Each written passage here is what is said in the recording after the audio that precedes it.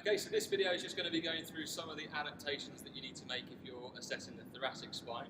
So in general, the upper thoracic spine mimics the cervical, and the lower thoracic spine mimics the lumbar. However, there are a few exceptions to the rule that just to be aware of as well as we're going through. So the first exception is when you're doing your observation, you're walking around the patient, that we're bearing in mind what the cervical and the lumbar are both doing when we're looking at observation. But then also when we're doing our active range of motion tests for the thoracic spine, we would do them with the patient sat on the edge of the bed. The reason for that is because it fixes the pelvis, which means then that the movement is going to be coming from the thoracic rather than our lumbar rotation, which we might be doing in standing. So just to show you those things with Joe there, so just sat on the edge of the bed there, Joe, you put your hands across your shoulders. Just get to turn to go over to your left shoulder. That's it, good. So we're looking for rotation there of the thoracic spine, and same back round to the right. Good. As with the lumbar and the cervical, make sure you're watching first, observing the quality of the movement, asking about symptoms that the patient might get during these tests. The side flexion, just need to kind of shrug down one way, that's it, good. And again, we're looking at range of motion there with thoracic, same up and down the other way. Good, and back down. For flexion, you just try and slump forwards. Good, and again, we're looking at thoracic flexion there. And the same for extension, just try and push your chest up towards the ceiling. Excellent, now relax back down again. As with lumbar and cervical, we would also then overpress those movements. So just get you to turn to your left as far as you can again there. So we can provide overpressure to that thoracic rotation, and then round to the right. And we can continue that with all of those other movements that we've just demonstrated as well. We would then also do our combined movements in this position. So this time get you to extend and side flex at the same time. Good.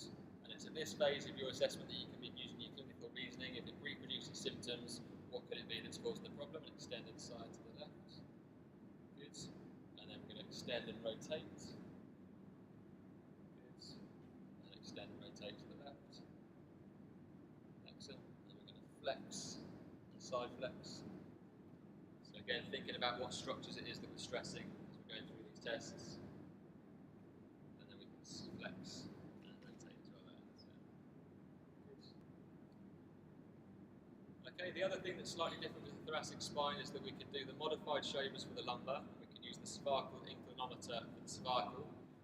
For the thoracic, the equivalent of that is putting the tape measure underneath the finger on the acromion on one side, and then running the tape measure to the opposite hip, to the iliac crest, measuring the distance between the two, and then just getting the patient to rotate to your left there. So kind of turning around that other side. So what would happen is the tape measure would lengthen, and we can now measure the change in the distance between the acromion and the iliac crest, and back to the centre. Now it may well be that you don't actually show us that as your assessment, but just like with the cervical, you can mention that there's the inclinometer as an option, and with the lumbar you can mention that there's the modified shoulders. Other extra bits for the thoracic spine regarding active range of motion would be to do the shoulder movements and inspiration as well. Just need to have a stand if that's right there, Jim. And then we're just going to do shoulder flexion, so just leading with your thumbs as far as you can into flexion. Good. And back down, and then palms forwards, and shoulder abduction. So the reason we're doing these two tests as part of thoracic is because the last 20 degrees or so of shoulder abduction and flexion comes from the thoracic spine's ability to extend.